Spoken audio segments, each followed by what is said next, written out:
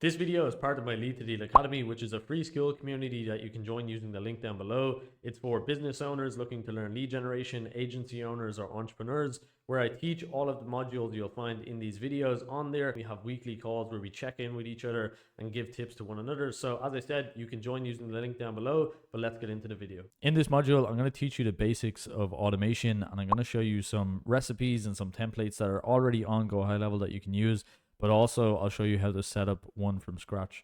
So once you're on your GoHighLevel, on the left hand side, you're going to go to the automation tab. If you use the template, you might have some folders here with different default ones. In this marketing section, usually if you've used the real estate section or template, you'll have a bunch of these. You have the new lead nurture, which is the fast 5, which is a pretty good default one. If we click in, we can see how that kind of works. So this might be overwhelming at first, but I'll try and do my best to explain how this is kind of working. So the very top of your kind of funnel or your automation is the trigger. So that's what's going to start the automation. So in this one, it's a Facebook lead form is submitted, or a trigger. So a claim form is submitted. So a form on your website is submitted, and you can choose a specific page or a specific form that you use. Once that happens, it's going to move to the next stage. Here, it's going to create an opportunity. The next is adding it to a long-term nurture workflow. It's then going to send a conversational email. It's going to send a conversational SMS. It's then waiting for a reply or proceed after 2 minutes. Did the person reply? Yes or no. If they replied, they can update them to a hot lead. Was the reply negative? It's going to move them to it wasn't interested, or they just don't follow up. But with this, if it's positive, it's going to send the booking link through SMS. And here you could add on more, like maybe an email, or you could have an internal alert. So if we click add and we go to internal alert, maybe we want to let somebody know in our team, hey, this lead is good, let's call them. And then we can ping that to one of our appointment setters to call that lead as soon as they've shown that they're interested, or they've replied that they're positive in terms of interest. So they're going to follow up with those.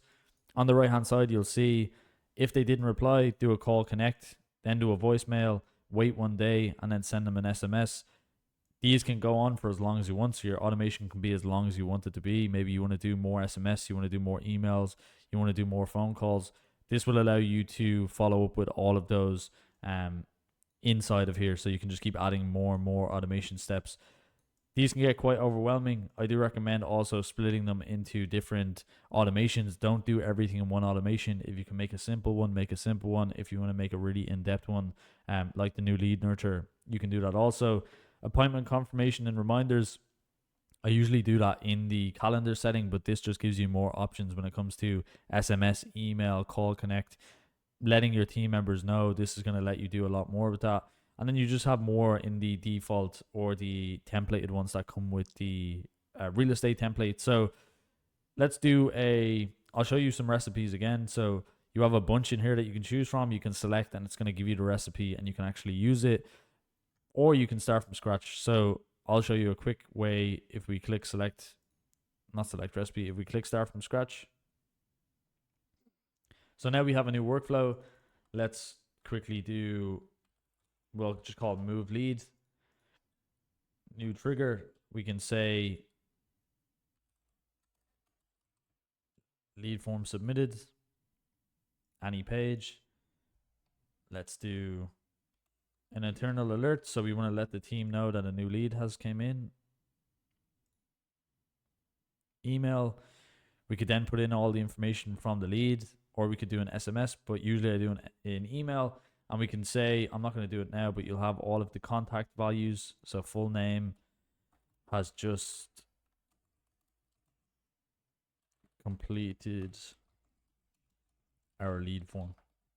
Now in here, you'd want to put a lot more information. You'd want to say a new lead form has been completed, first name, last name, email, all of the questions that they've completed, any information you have on the lead, you want to put into this email. For now, I'm just going to put in test, user type, all. Now this can be assigned to a particular user. You can send it to a custom email. So maybe you want to send a notification to your client. You can do that in there also. So internal notification, and then with this, we're just going to do create or update opportunity. In the pipeline inbound sales funnel, we're going to do move them to new lead. The opportunity name is going to be the contact name. The opportunity source is going to be contact source.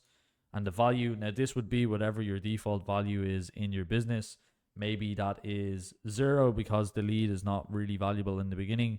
Or maybe you have an average price that you want to keep across all your opportunities. So if you're in property, maybe it's $250,000. We can put that in. We're going to set the status to open, and then we can hit save. And now when a new Facebook lead form is submitted, a notification comes in to let us know what the lead is, and maybe that's how we contact them or get first access to them. You can also do a Slack notification for that one. So maybe you want to put a Slack message in your group or your company Slack. You can do that also. And then it's going to create an opportunity for us in the dashboard. So if we hit save, that's going to work. Make sure you hit here so you can publish it. And if I wanted to, I could test it by basically pulling a lead from Facebook, and it will push it through. It will send the email and it will send it across to us. But that's the basics of automation. These can get really in depth. They can get really advanced. And the more you could even check out my YouTube, I'd probably do more videos on these. And I'm sure I'll make more modules on advanced automation. So keep an eye out for those. If you have any questions, ask them in the group, and make sure to just jump in, have fun with creating automations, and try and make them as advanced as you want, as in depth as you want. There's a lot of building blocks when it comes to this, and you can have a lot of fun with the automation. So hopefully you enjoyed this module.